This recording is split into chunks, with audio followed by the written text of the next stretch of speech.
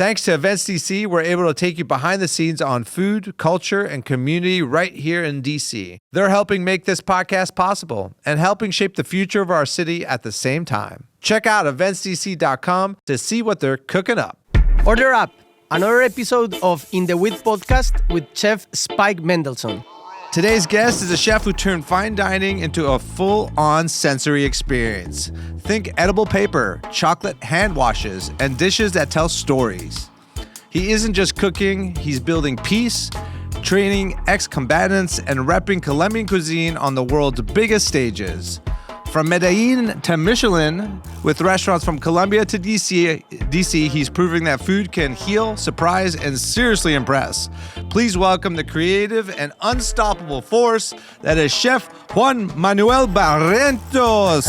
Thank you, brother. How did I do? Very good. How did I do with the name? Pretty good? You're learning to pronounce the R. My Spanish not too bad, Chef. I got a good kitchen lingo going. So my wife is Aidárraga, and I'm Barrientos. So my son will be, or daughter will be, Barrientos Idárraga. That will be very hard for you to pronounce. Barrientos? Barrientos Idárraga. I don't even think so what, you combine the two last names? Is that how it works? Yeah, we use two last names in Colombia. Oh my gosh. Every name has two last names. My wife would love that. Yeah. Yeah. She's always saying, why did we choose your last name? Yeah. So Chef, tell me, are you, so where are you living these days? Are you, first of all, welcome to the podcast. Thank you. Thanks for coming. I'm very excited to be here. Yeah. Really excited. It's nice to have you. I've been reading about your career and there's so much stuff to talk about here. I can't wait to get all of it. But where is your day-to-day now? So I call home Medellin. Yeah. Because I have a 8-year-old daughter. I got divorced after the quarantine, but I always believe in the co-parenting. So I'm 50% of the time with her. Yeah. So what I do, I have a great relationship with her mother. So what we do is in school time, he's like 60-40. Yeah. And then in vacations, I'm like 70 and she's 30. That way we get split the whole year. Yeah, the difference, yeah. The difference. So, for example, I just came from Korea and Japan, New York, Miami. Then we're here in DC. I'm coming back to New York and Miami. And we are spending 2 months together with my daughter. Yeah. But now she's getting into school in August, so I'm going to be, until November, a little bit less. But I go every week to see her at least 1 or 2 days. So I do around 100 flights per year. 100 flights per year? Yes. Sometimes... Are you private jetting around? No. I hope, but soon. Not yet. No, I have to take a lot of planes in order to oversee all the restaurants and the kitchens. I love it. I don't. It's not like a hassle. It's no, not, yeah. I enjoy it a lot. Yeah. Sometimes the red-eye flights are hard. Yeah. Especially when I have to be in the kitchen until 10 p.m. in Medellin and I have to be at 9 a.m. in New York. So I have to take a overnight flight and be sleep in the plane. Those are hard days, but I enjoy them. Yeah. I enjoy the rush. I enjoy the kitchens. Cielo has its own personality. Yeah. Different menus, so it's a challenge, but I enjoy it a lot. Tell me, so Medellin, that's kind of where it all started, right? Yeah. So tell me a little bit about your background. Did you grow up with food in your household? Like, was it a focus? No, in the household, yes and no. In every community in the world has a heritage around their own food. Latinos and Colombians, we love our food and we grow around our tables with our families. So that was very present for me in my childhood, but I didn't have heritage of cooks or chefs or anything. And I even worked for 8 years with my father in commerce. Yeah. And I decided to get into cooking school just as a hobby. Yeah. And I fall in love with the kitchens and the rush and everything. And I became a chef, like searching for a hobby. Yeah. Because so what age did you go to culinary school? So I started working with my father in commerce like when I was 16, 17. Yeah. And he told me, you have to go to school, even you don't graduate, because I don't want you to miss a stage of your life. Yeah. Like college is a beautiful stage. Don't miss your friends you're gonna meet, the experience you're gonna live. So why don't you go to? Because I already worked with him when I went to college for engineering. I said I don't wanna be an engineer. I love math, so I was doing very good in the school, but I didn't want to finish the career. Yeah. So I told him, listen, I'm not gonna do any career. I'm gonna remain working with you. And he said, yes, but go to any college. And he says, I don't need you to graduate, but I need you to go 2-3 years to have new friends, to have new experiences. And if you want to quit and don't graduate at anything, I don't care. Yeah. But don't miss that experience. Wow, it's the first time I heard Yes. parents say, hey, I want you to go to college and have fun. Yes. So Yeah, he challenged me yeah. and he said, why don't you find a career? You need to graduate and that you enjoy a lot. That doesn't take that much time. Yeah. So you can work. Yeah. So the coolest thing I could do is become a chef for hobby. Yeah. So I came to cooking school, so I had the greatest life because I went to cooking school and then to work, and I didn't have to have any good grades at the cooking school. So I had the best and worst grades. Yeah. When I was in the kitchen, I get 5 aces. Yeah. And the homework, I didn't do anything because I went to work and I didn't care. Yeah. So it was like a mix of being great and being zero Yeah. in the homeworks and everything and in the projects. Was cooking coming like naturally to Yeah. you? It just came naturally, Yeah. right? I used to, it was very natural. I just feel it. Yeah. Another thing that happened to me is that I never follow recipes. I was challenging like the chemistry.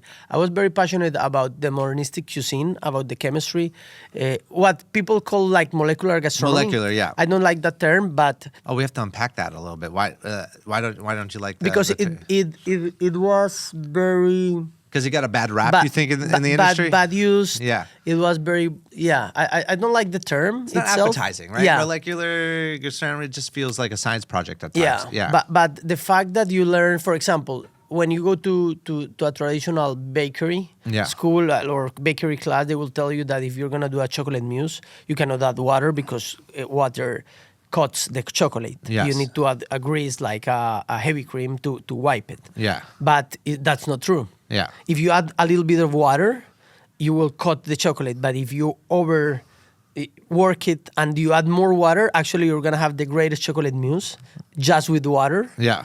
Because it's just gonna taste like chocolate, not chocolate plus heavy cream. Yeah. So I was telling the teachers, like, listen, I investigated a technique that you can use actually water and it doesn't Tell me mess about with this technique because right now I'm learning something right here, right now in this podcast. So usually, chocolate mousse, so everyone understands, usually it's, and maybe some of you at home make chocolate mousse, but it's you're tempering chocolate, right? Double boil or whatever, and then usually you kind of whip your egg whites. Or heavy cream, or whatever you want. Sometimes the French they do egg whites and then the heavy cream afterwards. Yeah. Maybe even yolks sometimes in it, right? But where does the water come in? So tell me the science of the water. Yeah. So the water, for example, the chocolate is a heavy oily product. Yeah, not water. It's fat. It's got like fat content. Yeah. So the fat content goes good with more fat content. Yeah. So the natural thing is to add like heavy cream or egg yolks or even egg whites that they don't have so much oil or grease. They have but the air. They have the air. Yeah. Water doesn't do anything. No. So when you put to melted chocolate water, it's gonna break like it is a mess. Yeah. But if you emulsify it and you add more water, at some point that chocolate will emulsify that water like a vinaigrette. Yeah. But kind of temperate. Yeah. So when you... But are you adding water slowly? Slowly, a little and bit. Whisking fast. Whisking fast. Yeah. And at some point, you will have the texture of a mousse. It will cool, lose the temperature. And when it cools, the chocolate that was hard, and now you have added emulsified water. Yeah. It will create a mousse that just tastes like chocolate. Incredible. And if you add a little bit of salt to the water, the chocolate mousse will enhance the power of the chocolate because the salt is going to make more tastier the chocolate without salting the mousse. It's just a little bit just to round the flavors in the middle. formulation of it. So I add, for my chocolate mousse, I add a little bit of salt to the water. Yeah. And then I heat it a little bit. I stir a lot. and then I put it like in a string of water until I get the mousse. I let it cool. And that's a perfect chocolate mousse. So my teachers in the school were saying like, you cannot do that, you cannot do that. So I was always trying to find the creative way to use products and create dishes. And that's how I started creating a new Colombian cuisine, because I saw El Bulli, I saw Arsac. I had the opportunity to work with Arsac in San Sebastian in Spain. And I saw what they did with their local food, heritage, and their local products. Yeah. And I said, I want to do that with Colombian cuisine. So what I did is How'd you score that job? How'd you score the time to go? Was it with El Bulli? Arsac. Juan Manuel Arsac. So first I worked with a Japanese Itamae that he lived in Buenos Aires. Yeah. I studied a little bit in two colleges, one in Buenos Aires and one in Medellin. Then I get out of college and I had the opportunity to do a stage in Arsac. I sent my CV like 4 years every month. Every month. Yeah, like See, persistence. Yeah, persistence. Yeah, right. And one day a friend of mine, his father-in-law was a client of Arsac. He called it and he said like, listen, this crazy kid from Colombia wants to do a stage there. And he like hooked me up with Arsac and I ended doing a stage there, and it was like... How long is a stage? It's 1 year? Stage, yeah. And so tell people what Arsac is, just for those that don't know. Arsac is the father of the new Spanish cuisine before El Bulli. It was the first restaurant to achieve 3 Michelin stars. And he's kind of with Pedro Subijana, an older generation that the Adrias and the Rocas. Of course, the Adrias and the Rocas and that generation was... So there was a generation before them doing this stuff. Yeah. Yeah. Simpler, not El Bulli. Yeah. I think El Bulli changed the history of cooking in the world. It was amazing what they did at El Bulli from maybe 96 to 2004. Yeah. They split the history of cooking in two. Yeah. But before them, the fathers of this nouvelle cuisine of Spanish cuisine was Arsac, Pedro Subijana, I think them too. And then Comadria, the Adria brothers, then the Roca brothers, and all new great generation of chefs.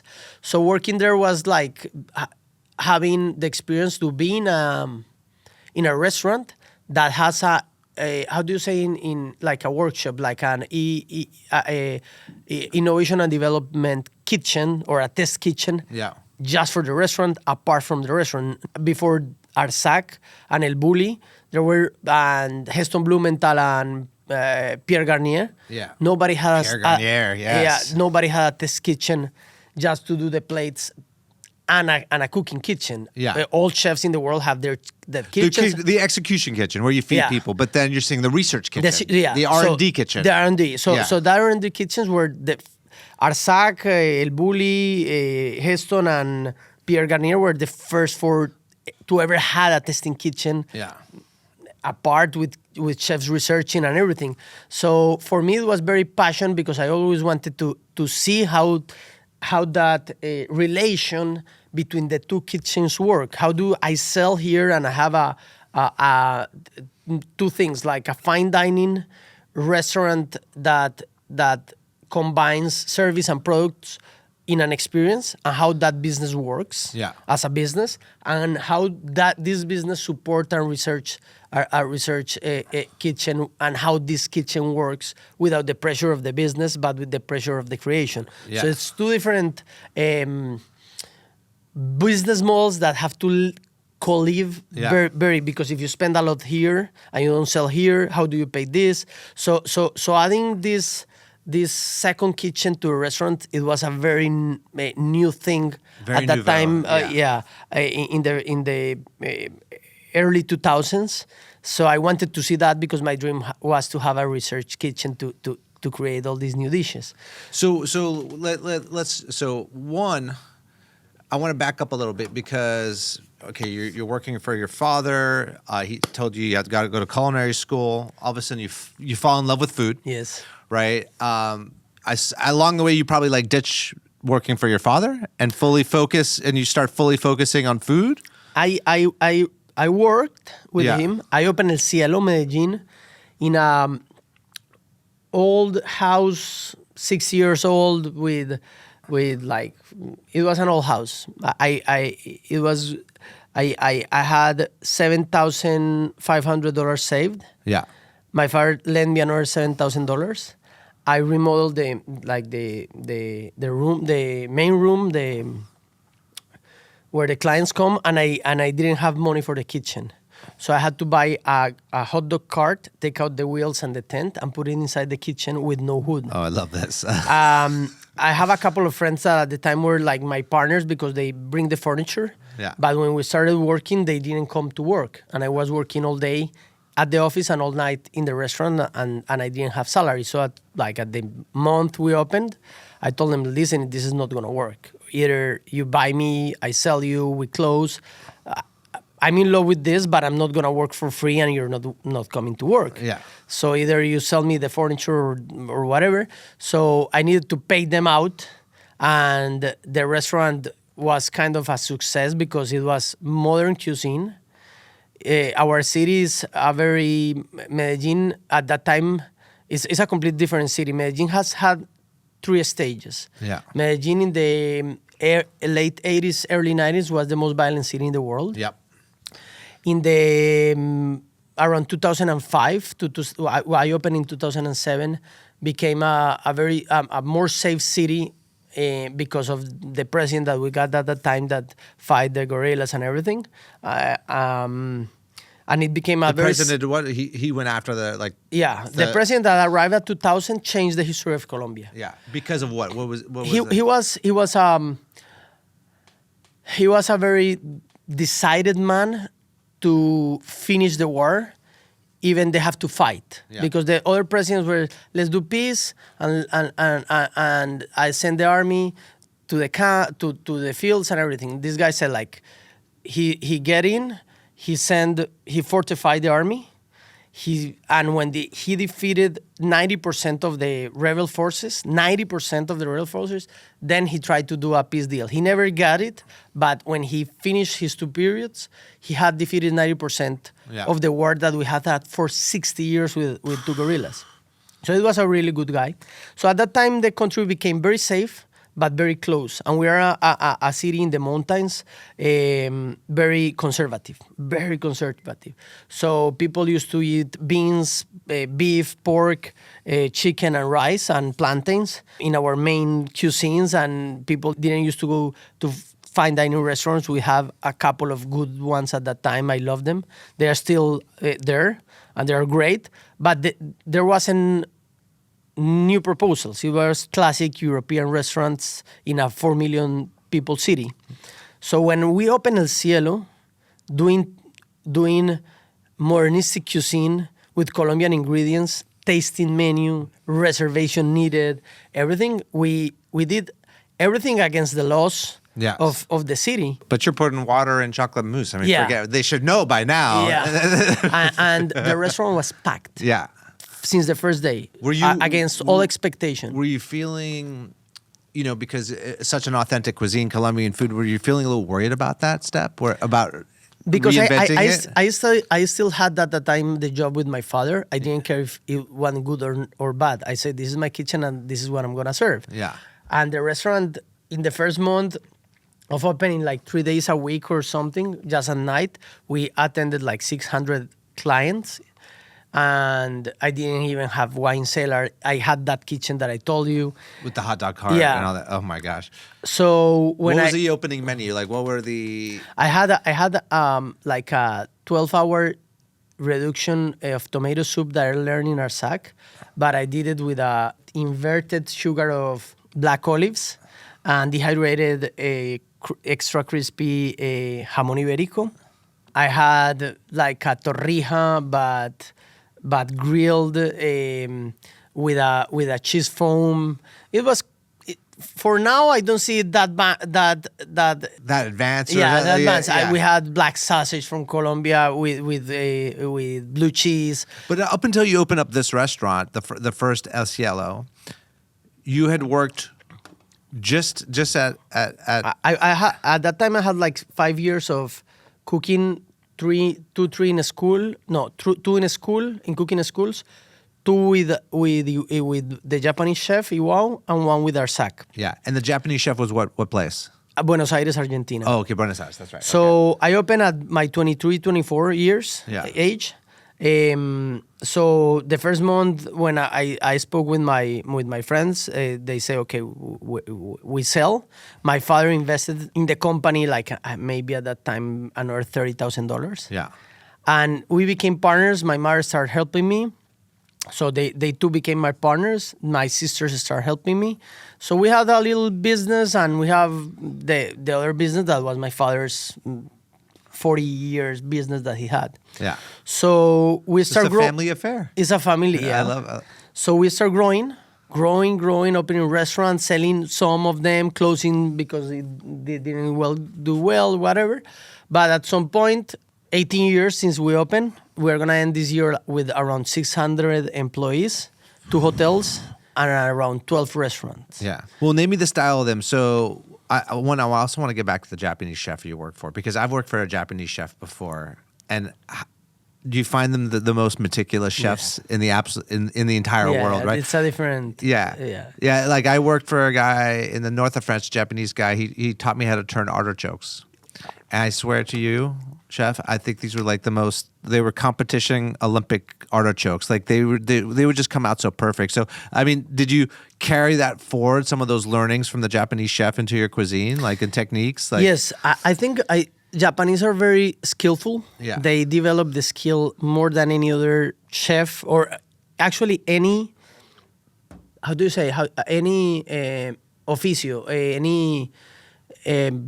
not job, any discipline in the world, they make it better just because they repeat it as much as they can. Yeah. Until perfection or develop like a real good skill. So the first time I started working with the Japanese chef after like doing a lot of courses where he was the teacher in different universities, I wanted to be his assistant. So he did a test to me and I passed it. And when I arrived the first day to work with him, he said, okay, I'm going to charge you for being my assistant. And I pay him $2,400 in 2003 in Argentina with the devaluated peso argentino. That was all the semester of the career. Yeah. I had it in an Argentinian university because I was going to study there. And I said, no, I prefer to be his assistant that pay in a university. So I pay him the $2,400 for 10 hours of working with him as his assistant for him. So I was paying him to work for him. And the first 3 hours, he made me wash all the dishes of the kitchen and wash all the kitchen. And I was washing the kitchen, like paying $240, $40 per hour, washing dishes. And he arrives at the 3 hour. I was silent, and he says, like, listen, you seem to be very humble. I'm gonna take you. Yeah. And then after the 3rd hour of me doing nothing but cleaning in a really great way his kitchen without complaining, he taught me for almost 2 years, and I became his assistant. I admire him. He's like my first master. I love his family. He's great.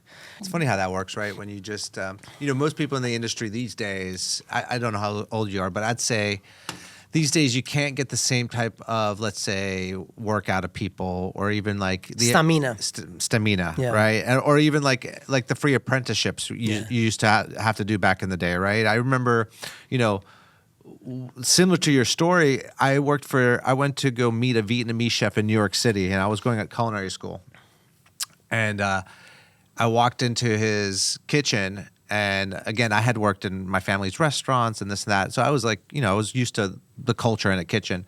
But I went in there and he didn't ask me to do anything at all. But I went into his walk-in and it was a mess. Like his walk-in and it drove me absolutely crazy. Like nothing was labeled, nothing was put together.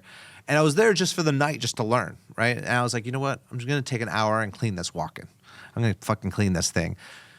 Cleaned it all, this, that, the other. He came in, he saw what I had done, and then from that moment on, I worked with this guy for 10 years after, right? It was like He fed me all sorts of dishes that he was preparing that night. He was like, he couldn't believe a kid walked in and cleaned something, right? It's about humbleizing yourself a little, right?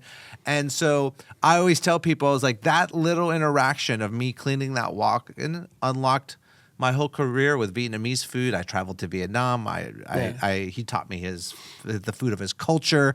And so it's just funny that, I think we're missing that these days in the industry a little bit, right? Like it's true because I think the new generations, they think they deserve everything just for being alive. Yeah, yes.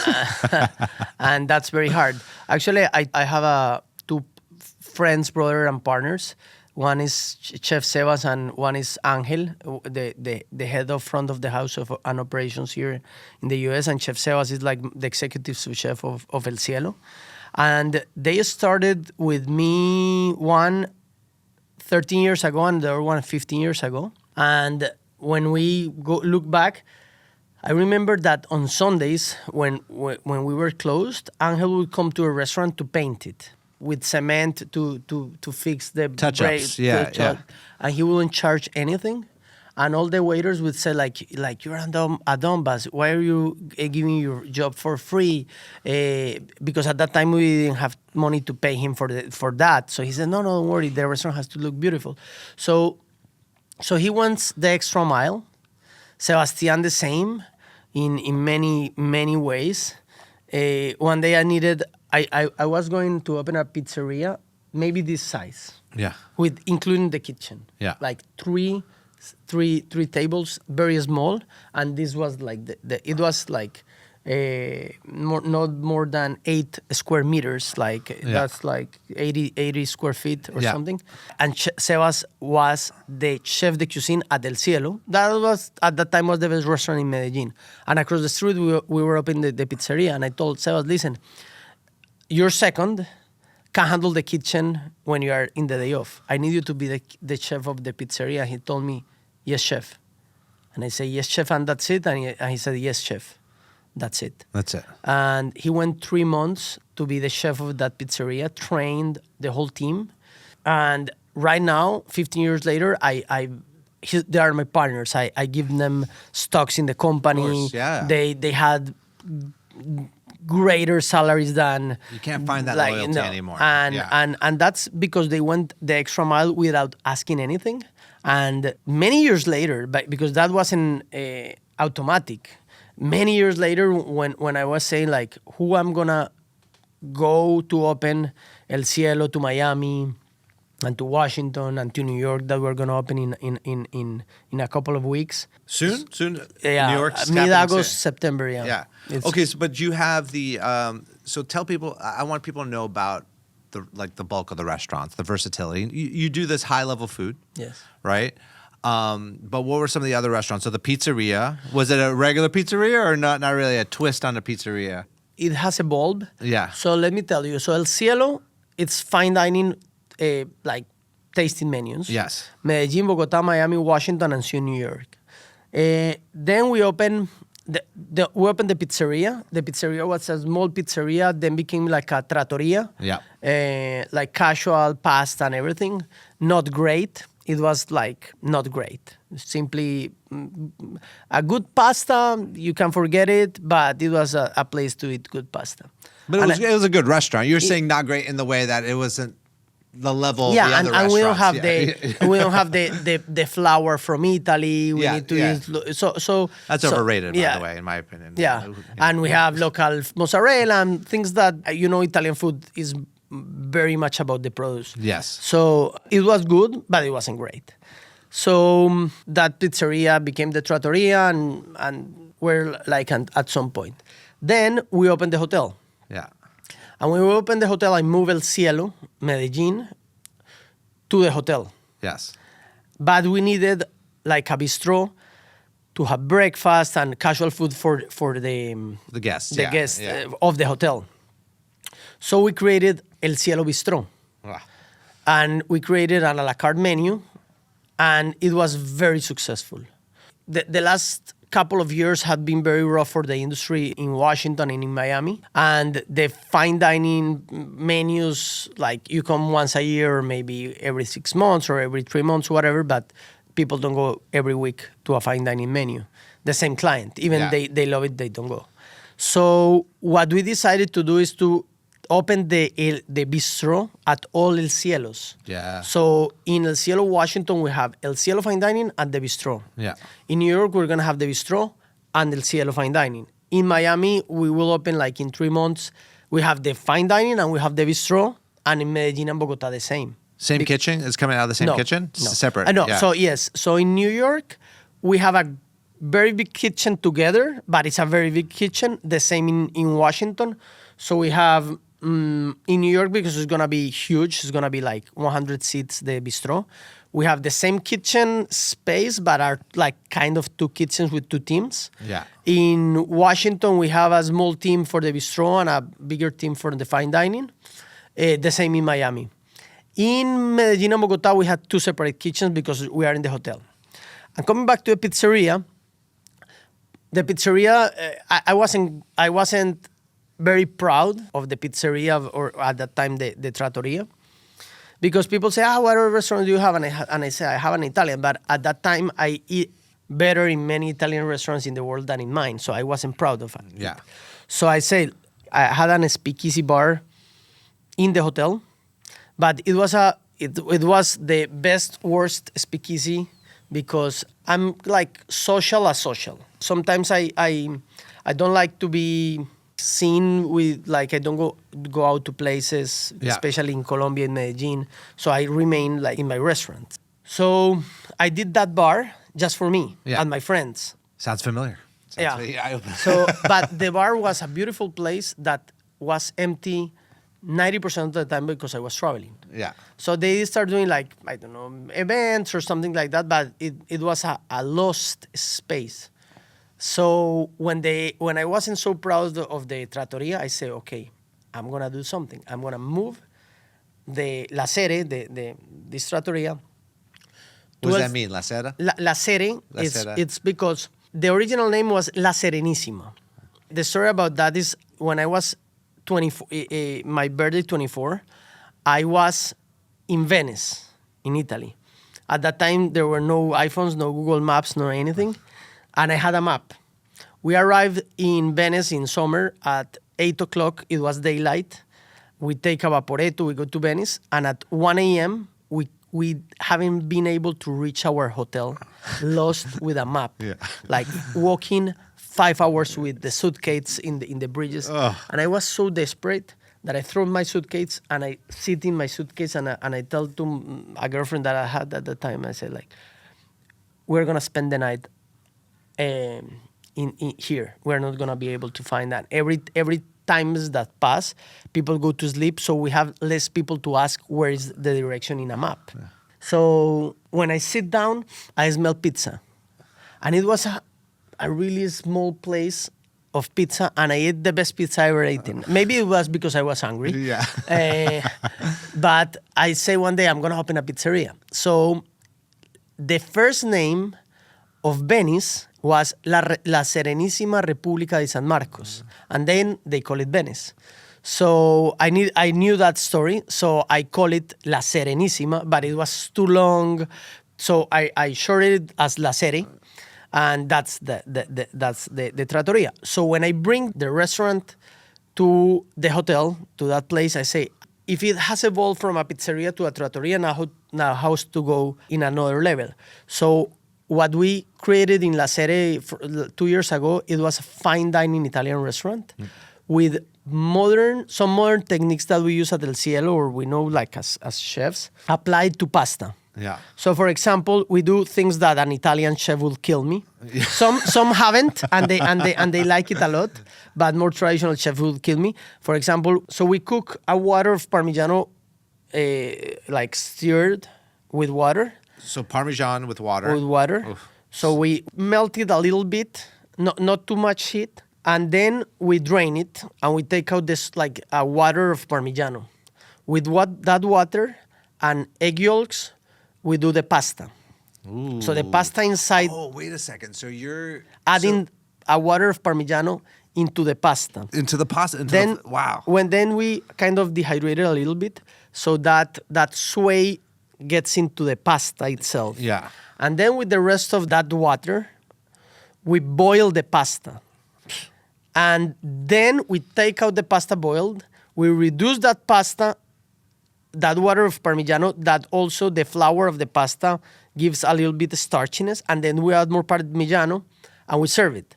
So when you eat the pasta, it's flour, salt, water, egg yolks, and Parmigiano. Yeah.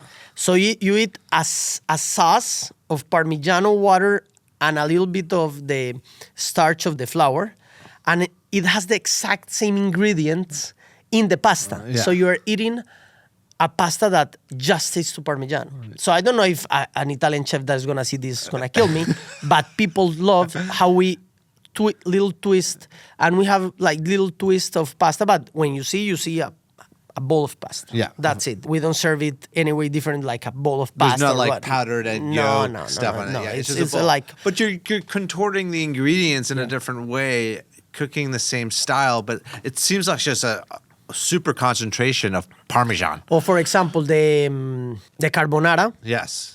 We cook cochinillo, which is the small pig that is like 21 days, and the Spanish Yeah, cochinillo. baby pig, yeah, suckling baby pigs. pig. So Colombia has that recipe because our Spanish heritage. Cochinillo. Yeah.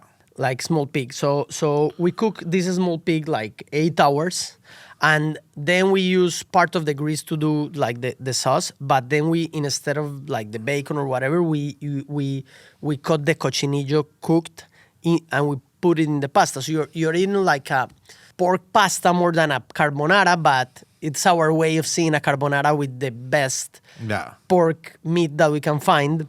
We do a lot of stuff. Like we're doing, for example, with the speck and with guanciale, we have 2 vodkas. Yeah. And we are doing cocktails and also flaming with speck, a greasy vodka to do a pasta. So we're, but how do you approach the innovation? Because I mean, like, you know, there's a lot of young chefs out there, and a lot of them love to skip the traditional, you know, cooking techniques that you have to learn along the way. They like to go right to the innovation, right? But when you're coming up with these dishes, you know, I know in the industry, like, one of the things is like, how can I use everything and anything that I'm producing, whether it's waste or the leftover water? But what is your style of innovation? How do you get inspired to come up with these things? I don't have any style. Yeah. I don't have any, because I think the liberty of creativity it's allowing yourself to go any path. But I do think that I can divide the way we approach techniques in 3. Yeah. So you can frame the middle like the old French or European classic cuisine techniques. Yes. Like reduction, stocks, all that stuff. Everything. Sausage, even the plancha from Spain, grilling, whatever. Yeah. Then you have the modern techniques like the ones that came from El Bulli to here, like, I don't know, espherification, liquid nitrogen, sous vide, roto-evaporation, whatever. Sure. And then there are other, like, rare techniques that are the traditional techniques of the indigenous or the farmers, whatever. For example, we have a technique that for me is even, we develop it and we change it a little bit. It's very hard to control, but people, when you're serving, they understand. So there's a recipe in Colombia called lomo al trapo. Lomo al trapo is you put... Lomo trapo. Al trapo. A trapo is a cloth. Yeah. So you put salt. Yeah. You put a tenderloin.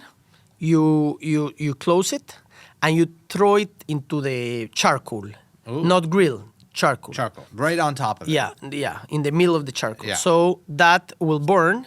The salt will make like a rock and will cook the tenderloin. And then when you do medallions, it will be very salty, but it will be just the outside part because inside you don't have salt. Sure. So you don't have to add salt to the medallion when you... So that's the lomo al trapo. And there's another recipe. So it's a salt-crusted kind of thing, just kind of like how you would do an al sal of a fish, for instance, Yes, or something like that. kind but of just like, it's wrapped around meat. but round. But you drop it in the charcoal, yeah. like in the mill. Even if you have a small, But the cheesecloth is burning and cooking? you take it out, burn, black. Okay, black. Completely Okay, got black. it. There's another technique in the Amazon. You do that with fish, a little bit of pico de gallo, like we have like an nogao, but it's onion and tomato cooked. In a plantain leaf, you close it like a tamal. Yeah. And you throw it to the charcoal too. Yeah. That's another technique. And there's another technique in the Llanos Orientales that they take out like a hen, but they are very fast. They are gray. Little hens, yeah. Okay. They're very fast, and they're we call them gallina ciega, like blind hens, but they're like gray with white sprinkles, thin neck, and they run like crazy, and they live more in the wild. Are they hard to catch? Yeah, very hard to catch. So when they are gonna cook it in Los Llanos, they cut their head, they open and take out all the inside parts, but they leave the feathers. Ooh.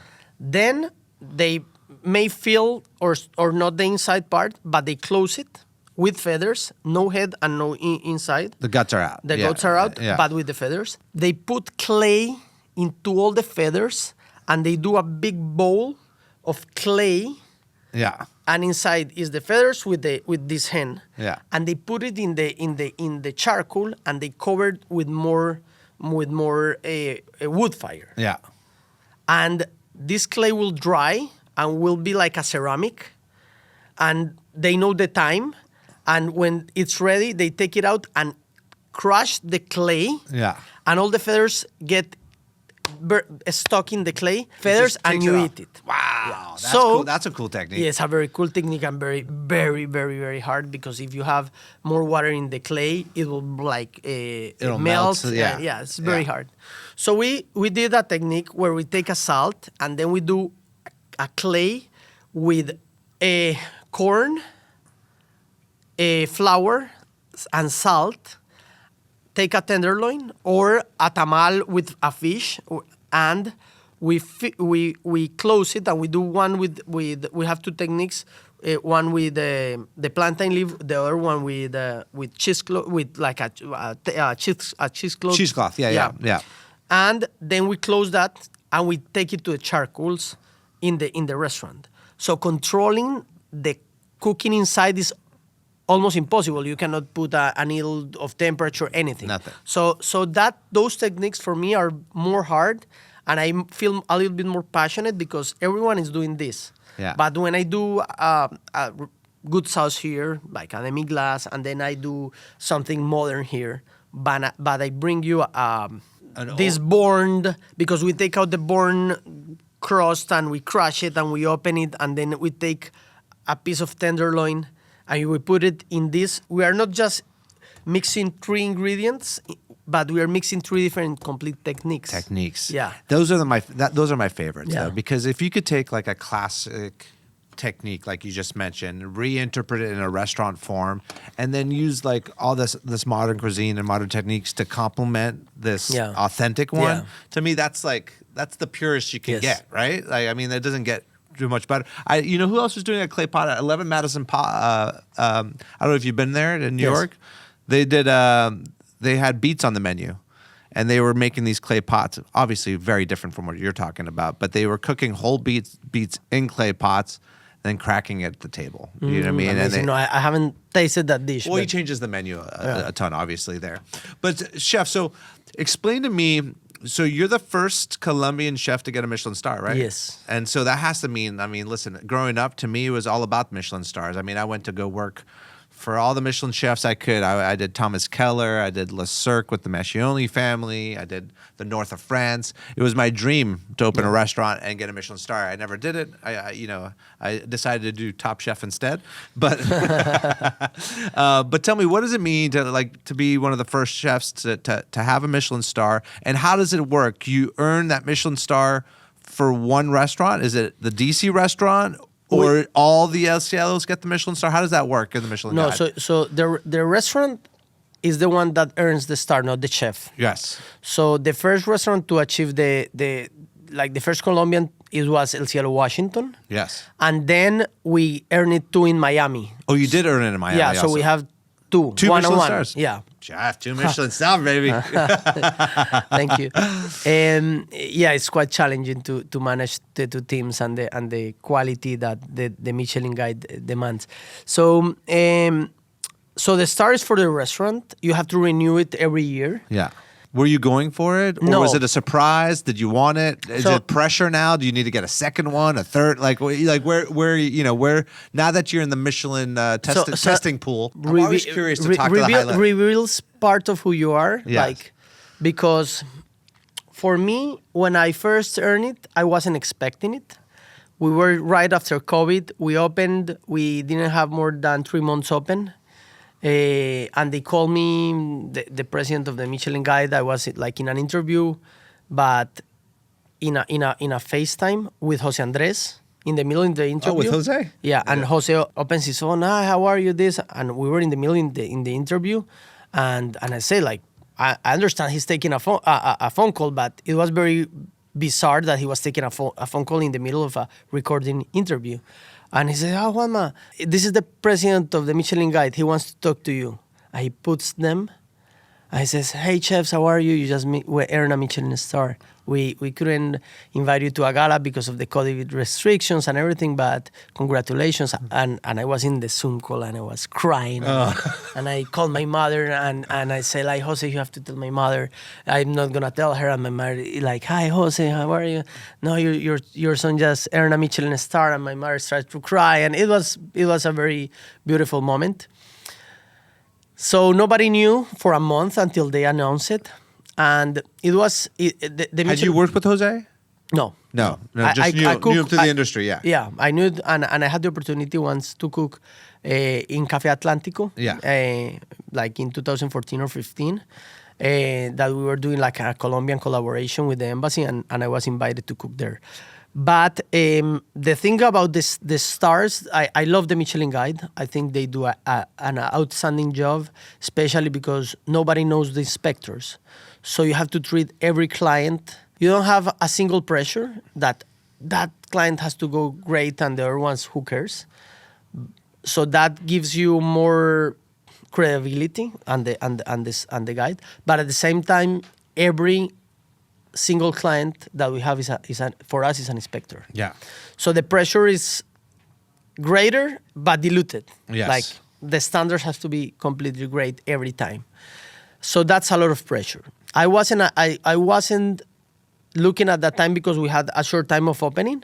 So I wasn't expecting that announcement. Pretty quick work Yeah. in 3 months, huh? I mean, not that it was 3 months. I mean, you had the other Elcielo, Yes. so it was, you built. Yeah, we have mature our kitchen. Yeah. Yeah. But once you receive it, it's a responsibility.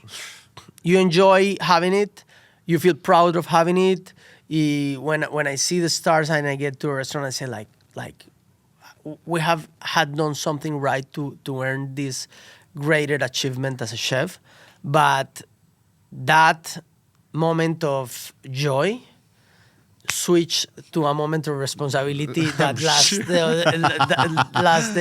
the rest of the 364 days. Because I always say, like, to my chefs, when we earn a star, we have to celebrate. Yeah. That's an obligation, because some people forget to celebrate themselves, their achievements, and it's important to stop and celebrate. But we always celebrate. Yeah. But we always are very aware that the celebration is off after one day, and that we have another 364 days to embrace our responsibility with our clients, because it's not with the guide. It is with the guide, but it's not with the guide, because the guide exists for the clients. Yeah. So I tell them, don't do it for the star, don't do it for the guide. Do it for the clients that are believing that we are telling them that our standards deserve a star. So that's why the way we embrace is that responsibility is that every client has to have the equal greater experience that we can give them, and we treat them all like they were not inspectors, we have to meet the standards that the everybody standards, says of course. standard, but for us, every day is a repetition Yes. that gets us to mastery. But for every client, is the first day. I learned that from the Disney philosophy. So Whose philosophy? Disney. So the guy that does Mickey or whatever they say to them, like, listen, for you, it doesn't have to be every day is a mastery of being Mickey Mouse, but for every small kid is the first time. day. I love that. So for you is the first day that you are meeting the dream of a little kid. Yeah. Is that so you have 365 first days every year. Yes. So for us, repeating is a mastery, but for the clients, for us is every day is the first day that client is coming to our menu, and we have to be in the high level of expectation of that first time for him. Looking for your next big event, concert, or culinary adventure? Check out eventsdc.com to see what they're cooking up. It's a great philosophy because a lot of other chefs, and I mean this works also, but they put such high pressure on trying to figure out who the reviewer is. Are they using fake names? Are they using a fake number? Who are they coming up with? Okay, it's this table. All right, well then I'm going to set a table next to him. I used to work for Drew Niperon. Do you know Drew from New York City? He co-owns Nobu.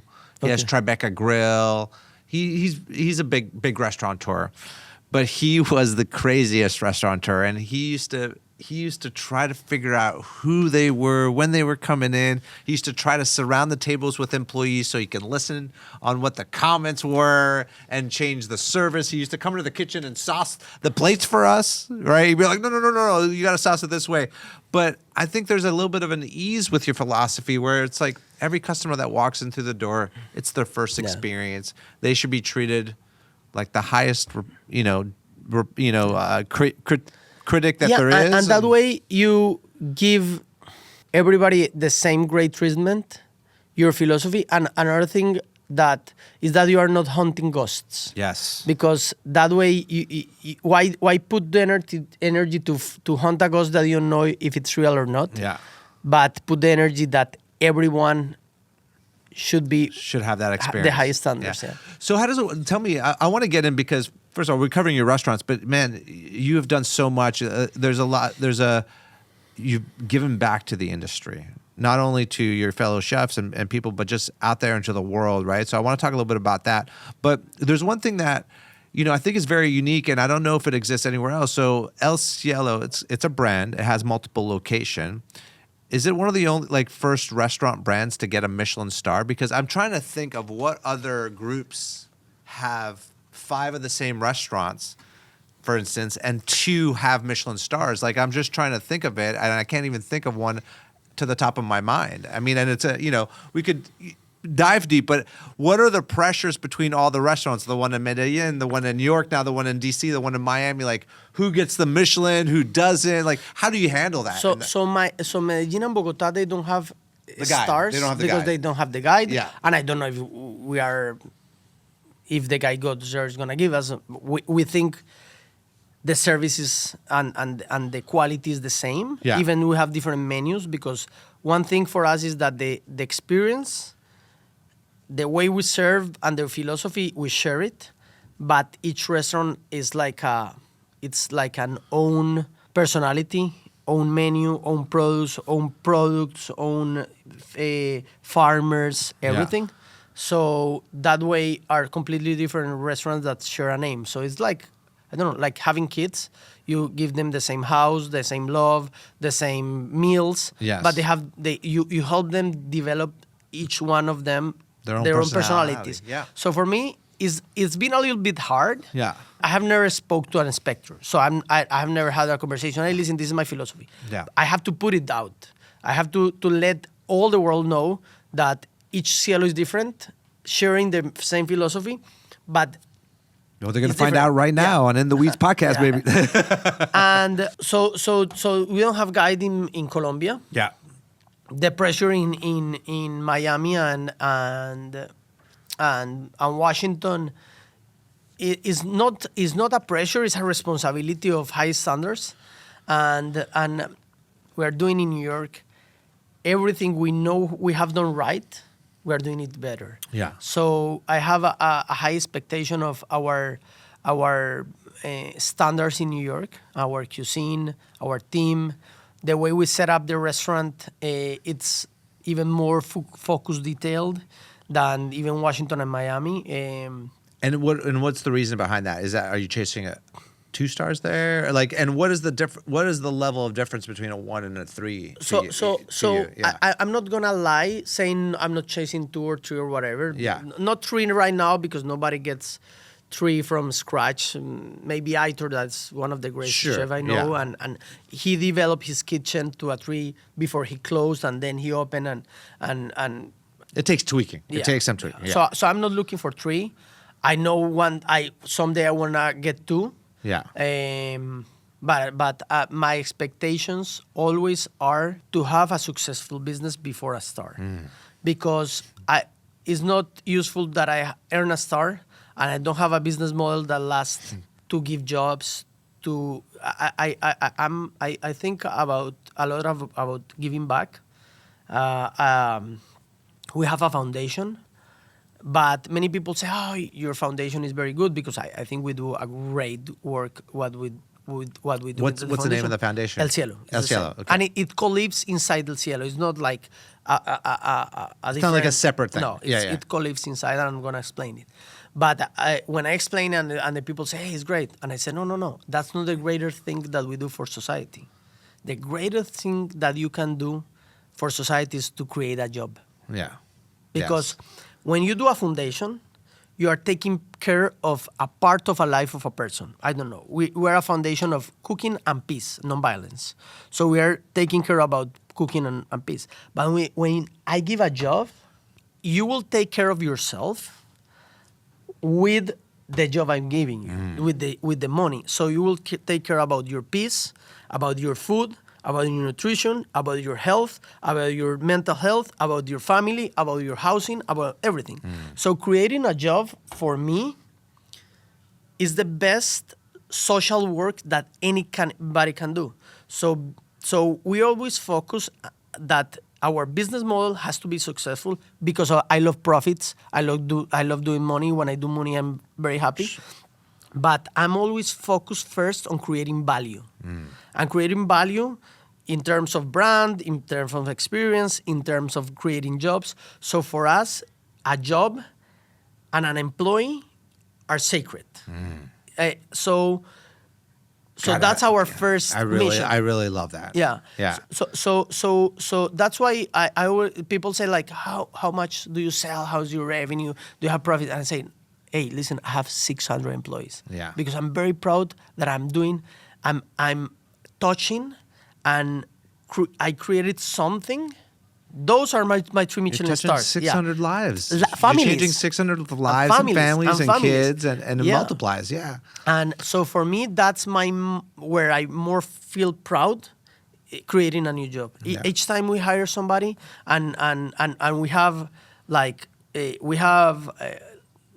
I don't know, in sales we have to sell this year. In December we're doing the convention and next year we're going to sell this. But we always say, how many jobs are we going to create next year? How much employees we will end next year with the new projects that we're creating value to society, giving ¿cómo se dice? Dignos, trabajos dignos. Good jobs with good salaries. Yo hablo español. Yo hablo mucho. Trabajos dignos, yeah. So, yeah. But you know what's interesting, Chef, is that I love, I would imagine that all your employees feel the passion that you have for your employees, right? And I think it's something that gets overlooked in the business a lot. One of the things we struggle a lot within the business and a lot of restaurants is turnover, right? You lose a lot of employees. But if you invest in them, which it seems like you do, and you're able to retain the employees, that's the best business model you can ever have, right? Is like retaining your employees, because then you have people that want to work for a lifetime for you, right? And believe in you. And that's sustainable. Yeah. That's the thing that's missing within our workforce, right? A little bit. So. And for example, because everything is not perfect, for example, the oldest business that I have has the oldest employees. The newest has more turnover because, for example, I opened a restaurant in DC and it has 4 years. So we are learning how to do business here. Yeah. And we have more turnover than in Medellin or Bogota. That because we have had more time, people stay and we learn from the business. So also for us, it's a day-to-day learning on how to create jobs in every city. For example, when I go to Medellin or Colombia and they ask me, hey, what's like, how is like to be an entrepreneur in the States? And I say like, it's like having 3 businesses in 3 different countries. Yeah. Because each state with the local laws or minimum it's wage, whatever it is. Yeah, it's completely different. So DC tough yeah. right now. But it's coming around. Yeah. So I said like I have in 3 different countries. One country is New York, one country DC, and one country is Florida, because are completely different. And I have to learn. I have to have different accountants. I have to have different attorneys, different permits. It's like crazy, and I never expected that when I became an entrepreneur here. So that's a challenge. It's really a challenge. So tell me tell me about some of your give back. I mean, we're sitting here. Obviously, you got a little tour today. We record here in DC Central Kitchen, which is, it's such a great organization. They take 4 million incarcerated people. It's pretty amazing what they do, right? And they feed the homeless. They prepare school meals. But Chef, you're also giving back. Tell me a little bit about the foundations and the different things you do. It's kind of the same. Yeah. What we do is we give second opportunities through cooking to people that were part of the armed conflict of Colombia. Our war started from the 60s around and lasted until now. We finished it around 2000s. Yeah. And then in the last 2 years, the war, the guerrilla members have grown because of the president we sadly you got have a new one right now. Yeah. The worst one. It's going backwards again. Yeah. Yeah. But does that change the food economy in Colombia when this happens? No, because it happens in the mountains where the cocaine fields are. Yeah. The coke fields are to get the cocaine. So no, the cities are very safe. Yeah. And Medellin is one of the coolest cities you can ever visit in your life. Yeah. Like everybody that goes, is amazed. In our hotel we have a lot of artists, singers. I had. Was DC Cielo 2, number 2, or No. third one? First one was Medellin, then Bogota, then Miami, then Washington, and now New York. Okay, but why? So why DC of all places? So I'm gonna finish the question about the foundation. Oh yeah, tell me. So we trained. We have done it since the first month I opened with the kitchen cart. I took 2 wounded soldiers mutilated by landmines and start teaching them cooking. Then victims, indigenous people, then former paramilitaries, and then former guerrillas. When the guerrillas arrived, we had to change the former guerrillas. Yes. Wow. So we had until the paramilitaries, because the paramilitaries, even they were at the war and wasn't militaries, they were very bad. But they were a solution to fight the guerrillas that were fighting to defeat the democracy of the country. So they were drug dealers. They killed a lot of people. But they didn't want the democracy as it was to go down. The guerrillas did. We at that time we could have a paramilitary in the same kitchen with a former mutilated soldier, a police officer, a victim, all of them together. But nobody could see the guerrillas. The guerrillas were like the real enemy of the country, are the real enemy of the country. One day I was with a priest. I'm not religious, but I help a lot, and I was with a priest that he was a really great guy, and this is the kind of priest that will take out the and will start playing soccer with the kids and everything. So he was like in the I don't know, in the clothes he has, and he said, let's play soccer, and he takes out the clothes. And he started he was the goalkeeper and everything.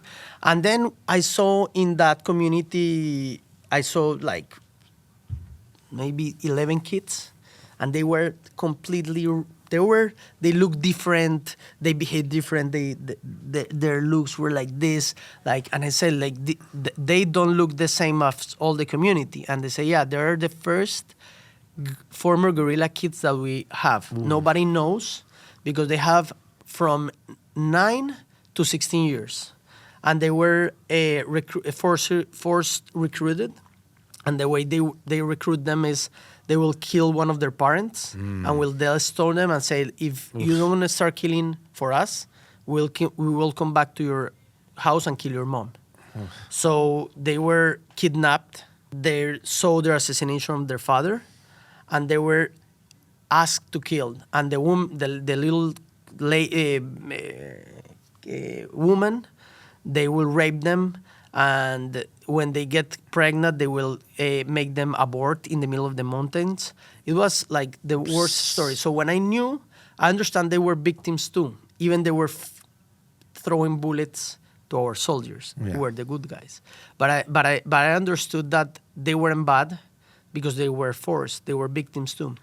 So I took those 11 kids. And they had another like 20 coming. I closed Elcielo one day. That was I already had that program of cooking and nonviolence for 7 years. Yeah, like from 2007 to 2014. And then I close Elcielo. I bring these kids. I don't tell anybody that they were former guerrillas because people will even spit in their faces or whatever, even they were kids. And we serve them, and I say, listen, who wants to learn how to cook? And I'll say, hey. So I start teaching them cooking. I didn't tell anybody. My mother knew like 2 or 3, and we start to cook. And one day, we choose 4 that were the more age, like 16, one 17, and the other another with 18. And I say, listen, you want to stage at Elcielo? And they say, yeah. And okay, so we have to prepare you because you're going to meet militaries and paramilitaries and victims, and they hate what you represent, even when you understand that you are victims. And they surrender, and they run 2-3 days with their guns to surrender to a military because they didn't want to live in the guerrillas, but they were treated as guerrillas. So they have the worst lives, and they were feared that the guerrillas would go to their hometowns to kill their parents because they lose themselves from the group and everything. One day I say to one mutilated soldier, he lost one leg, one ball, one eye, and he said, like, listen, would you forgive the guerrilla that put the landmine that mutilated? I say, how come? Do you know who put it? And I say, well, I don't know who put the actual mine that blow your leg, but I want you to meet a guerrilla that represents that. And he said, and I told him these kids, and he said, let me think about it. He comes the other day, and he says, listen, when you're a soldier, especially the jungle soldiers, like in the rainforest, the most heavy thing that you carry is your backpack, because 70% is raining. So the backpack that is like 30 kilos get wet and gets another like 10 kilos, another extra 20 pounds of water. Weight, of water. Yeah. So he says, like, after I came back, I have a more heavy weight than my backpack is my hate. And I don't want to have it anymore. I'm ready to forgive. And I'm going to cry. You got goosebumps on me. Yeah, I mean, yeah. I'm about to cry. So, here, you know. So we prepare a meeting with them. You can see it in YouTube. It's still there. If you put in YouTube, Elcielo Restaurant Foundation, but in Spanish, Fundación, you will see it's like a blurry video. You can see it, and that's the actual first forgiveness and reconciliation session between a mutilated soldier and guerrillas. They ended like giving a hug, forgiving, and everything. And then we started training all together through these sessions. What was that moment like, though, when they were face to face together for the first? And like, what was that conversation like a little bit? We explained to the kids, even they were victims, how they were seen by society. They understand because. And we said, like, listen, if we want to start this in a good way, even we know you didn't want to do it, you represent something that is hard this country for, and I know we are victims, but you have to start asking for forgiveness. And they understand Yeah. perfectly. So when they say you can see the video if you wanna see it. We'll show. Yeah.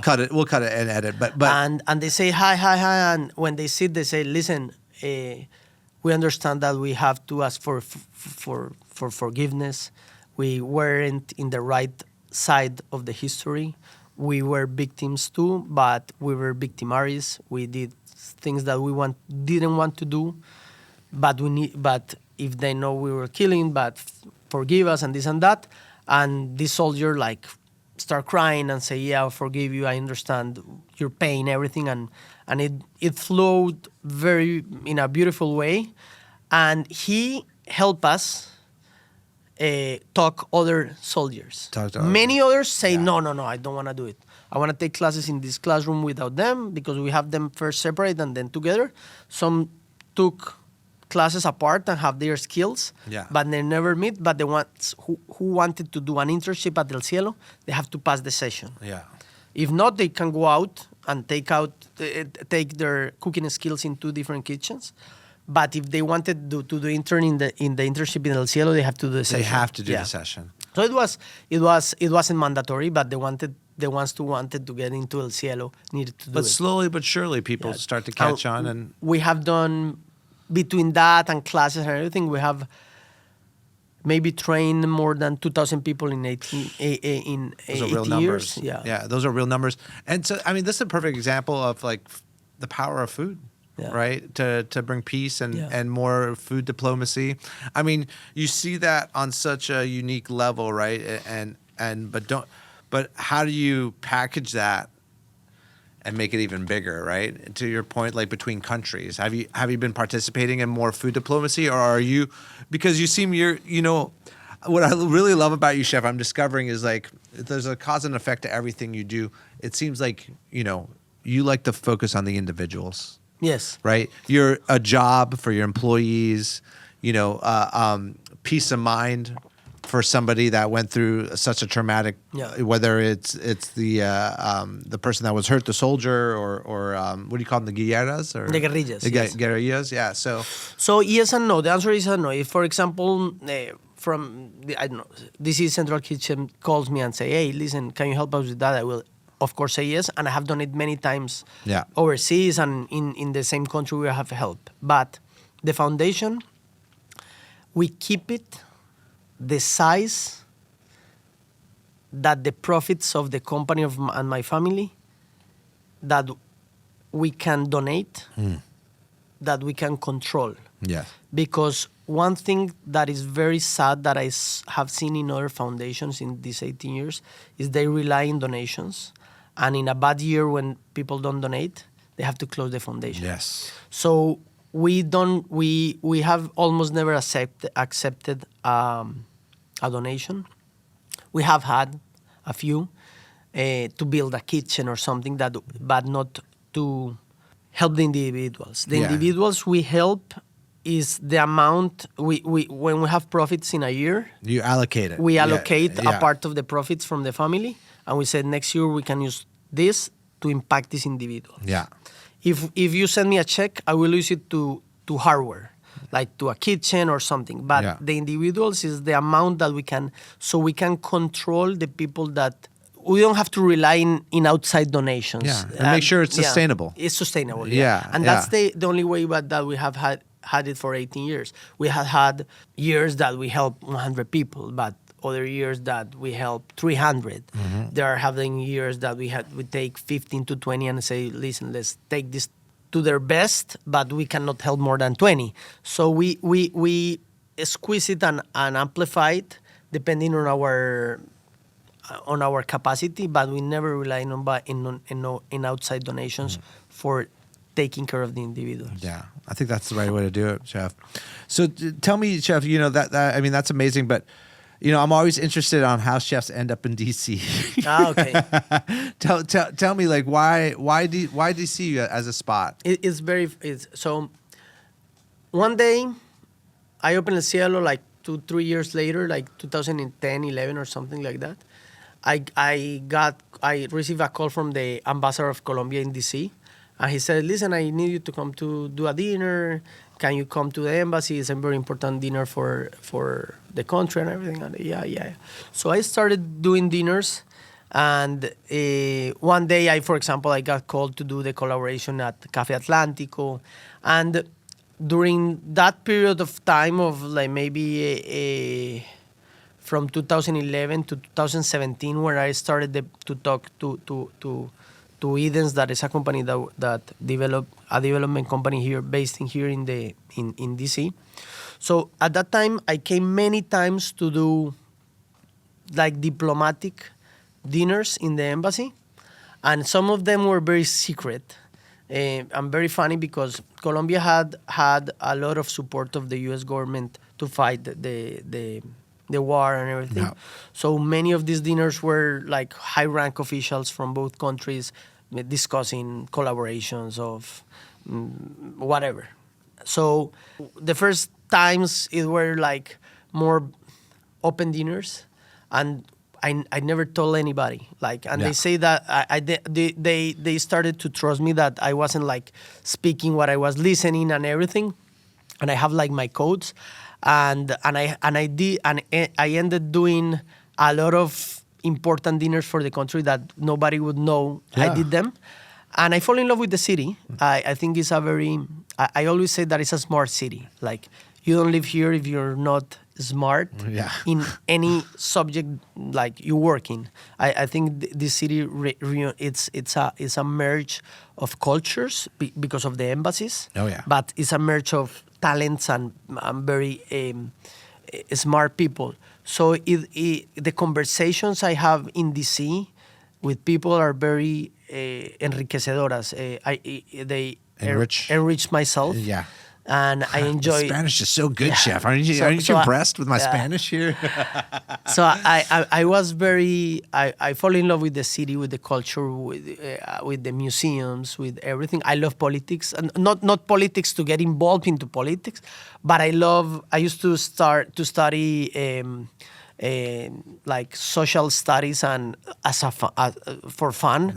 And politics as a study. Right after school, when I was becoming a chef with a teacher, I had like extracurricular. He would teach me like global economy and global politics. So global politics and everything. So talking to like I don't know. Bipartisan, Republican, Democrats. How do you feel? How do you think? How do you think about the policies with Latin America or whatever? I'm very passionate about understanding. I don't judge. I don't take parties and everything. But for me, it's like it enriched my intellectuality about seeing different points of view of smart people, not just people that have opinions. And speaking my language here, Chef. This is exactly, I'm from Montreal, Canadian. I have, I don't pick political parties or sides. I mean, my restaurants are on Capitol Hill. If I did that, it'd be like the worst thing for my businesses. But I'm like you. I mean, I like it to being in the know, and I find there's like such a wealth of education here. In that spectrum, I like being involved through the vehicle of food. I feel like we're the luckiest people in politics a little bit. If you're like a chef and you're in DC and you get involved through the vehicle of food. And the other thing you mentioned is like, it is such a transient city, right? DC, it's like, it is made up of, I think we have like 144 embassies here or something, maybe even more. I just hosted and judged Embassy Chef Challenge. I don't know if you've heard about it, but it's an event. Events DC puts it on, but they invite whoever, like I think 40 embassies participated this year, and they invite all the chefs from the embassies, and they compete. Amazing. For food. And so it's so cool because it's the one event in DC that's very different from any other food event, right? You're literally every station you go to, they're showcasing their culture, their flavors, the ingredients from their home. By the way, Colombia, you better talk to the ambassador because Colombia was not there, and Peru won. What do we think about that? Peru has great food. They do have great food, but you know what? They want a great chef, Michael Schifredi. I don't know if you know him. He's got a restaurant called Inca here. Yeah. Really, really good stuff. But they went so viral, chef. I mean, the Peruvians are so proud of him winning the chef challenge. But I was like, look at that fly. We got to get it. But you should talk to your ambassador and get involved next year. Yeah. I have to reach out. So and to finish the story, how it ended in DC. One day I meet this. I think is one of the people that has helped me more in my life. Her name is Jody McLean. She's the CEO of Edens, and it is a development company based in DC, but they are very big in the whole country. Jody's amazing. And I met her, and she has the most unique energy, vision, and everything. And she said, like, you have to open Elcielo here. She sent part of their team to Colombia to see my operation, Jessica Reynolds, and she showed me her vision, because at that time the Union Market was a vision. It was 2 buildings and a vision in a big portfolio, not like a folder. And we walk, and she shows me a lot, and she says, "Here's gonna be a building with these X apartments, and this is gonna be like the Latin area of the market, and we want you to bring Elcielo." And I remember I was with my sister. We took a picture in the metal fence where the hall of the building was, and I say, yeah, let's do it. Let's do it. And now we're there. Another guy that helped me a lot is Richie Vanderburg, the chef. He used to work for them, and we he just opened a new food hall too. Yes, great. So I'm very grateful with this city. Richie and Jody, you came across 2 pretty stand up people in DC. I mean, I've been here for 15, maybe almost 20 years now, and those 2 always stand out to me. They've always done right by the people. They are amazing. And my daughter Azul, she was born in Colombia, but she grew like a couple of years here, when she became like a baby from a little kid. So her first memories of living in a city are actually in DC.